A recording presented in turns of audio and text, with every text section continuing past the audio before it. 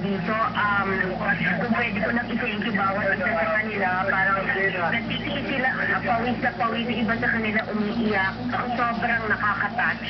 I'm sure nakangiti na yan ng mom at kung pwede rin niya i-thank you lahat, siguro pagdadasal na lang niya from heaven. Opo, opo. Yes, ma'am. Yes, ma'am.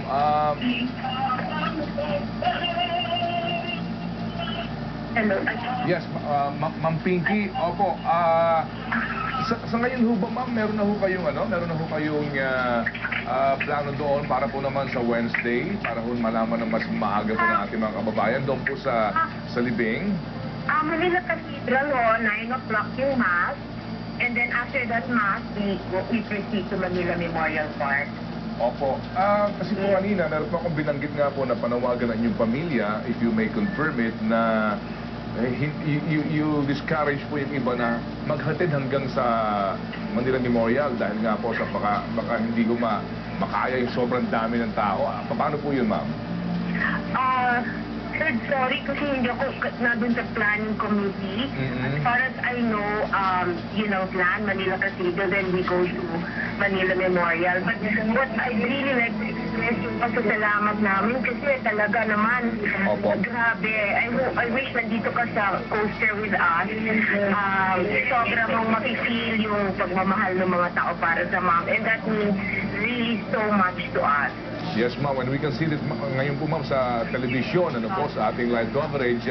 As in, sabi nga ho ni Jim, na ngayon po kasama ko sa studio, si Jim Paredes, na para bang, ibinabalik natin yung nangyari po 26 years ago nang ilibing po naman ang inyong father. Yes, gano'n. Pero naalala ko noon, maulan yun eh.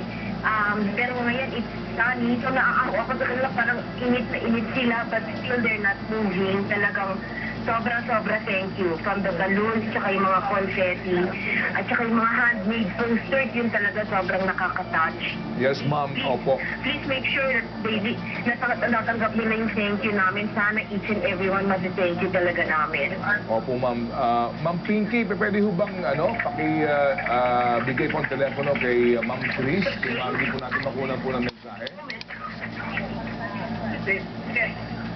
Hi, Ted.